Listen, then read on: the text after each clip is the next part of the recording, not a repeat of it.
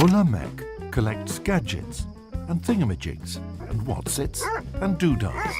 Muller Meg lives with Buffer the boxer on the edge of the woods, across a lake, on the side of a hill, at the end of the road.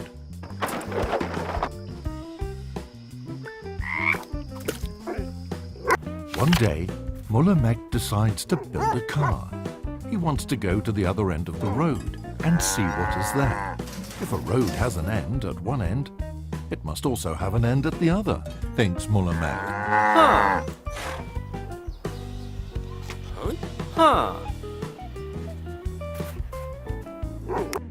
Buffer and Muller search all their old stuff. Buffer buffs it, and Muller Meg fixes it. You need wheels and axles, mutters Muller. Engine and gearbox, brakes and springs.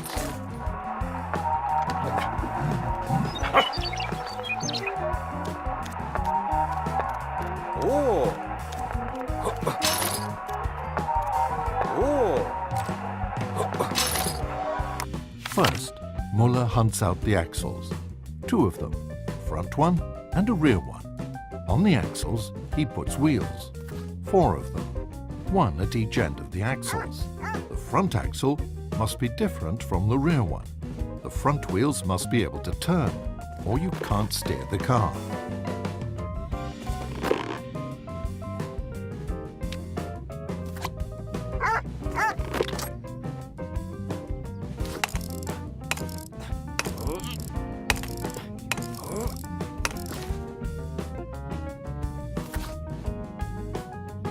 Muller bolts a steering wheel on.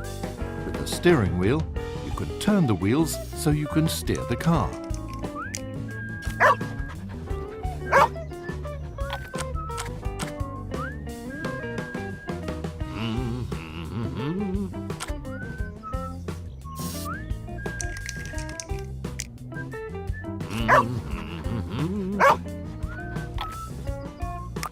Muller scratches his head.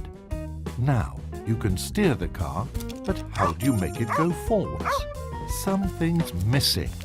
Muller keeps wondering.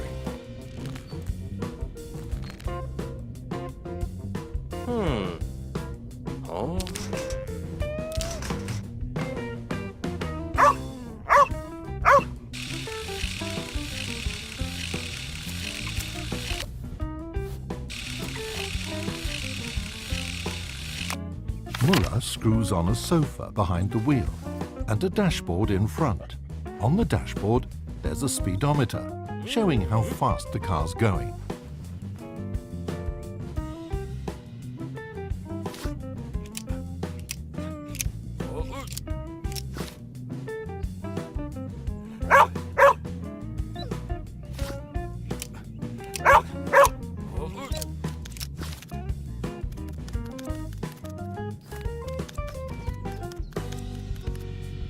Then, Muller fits a gearbox. There's a gear lever on the gearbox. You change gear with the gear lever. Low gear for the car to go slowly, high gear for the car to go fast.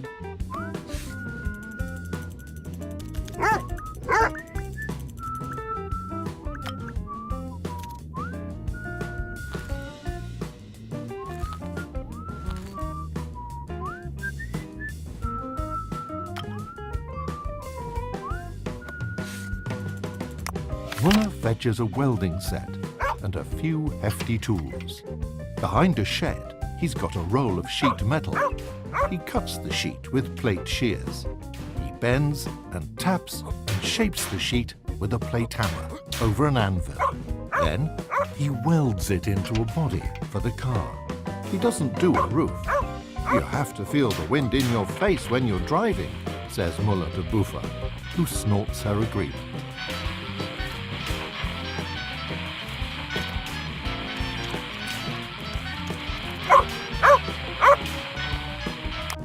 Now the car's got a body, it's got doors you can open, it's got a boot.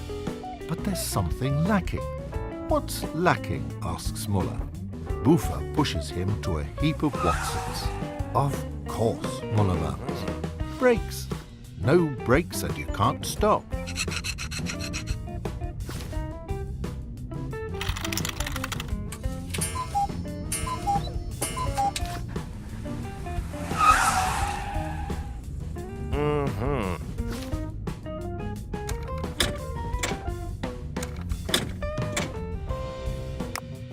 screws the brakes to the wheels.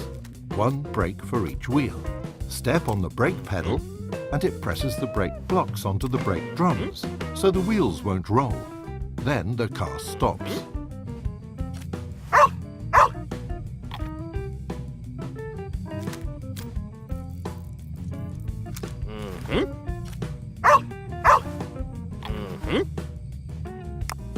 Muller walks round his car, beautifully painted now. The wheels can roll, the gearbox can change between different speeds, the brakes can brake, the steering wheel can steer. But isn't there something missing? Never mind, says Muller to Buffer. Buffer jumps up onto the sofa. Muller gets behind the wheel. Now they're going over the hills to the other end of the road.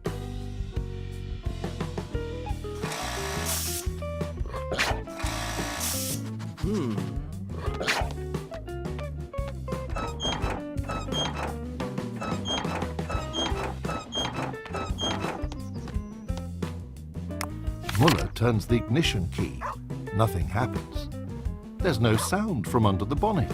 You ought to hear it, Muller mumbles. Why isn't it humming?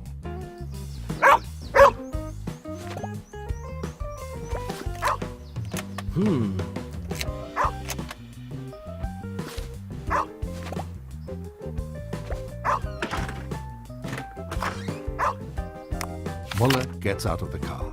He lifts the bonnet. He looks down. Now he realizes what he's forgotten.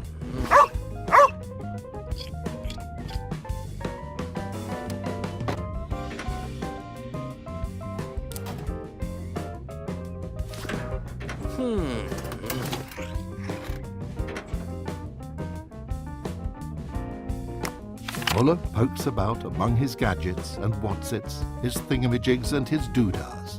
He finds an old engine. Granddad's old Model T Ford, he says to himself, and starts to play with it.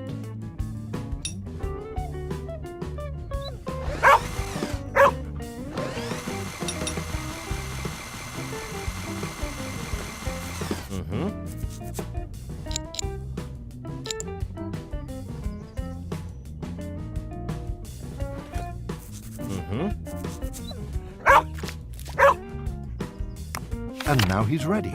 The engine coughs and splutters, first inhaling a mixture of air and petrol from the fuel tank. On the engine's cylinders, there's a sparking plug that gives off a spark. The spark ignites the fuel, and the pistons are pushed forwards and back by the explosion. The pistons, in turn, drive a crankshaft, and the crankshaft goes round and round. Other shafts transmit the movement to the wheels, and the car moves forward.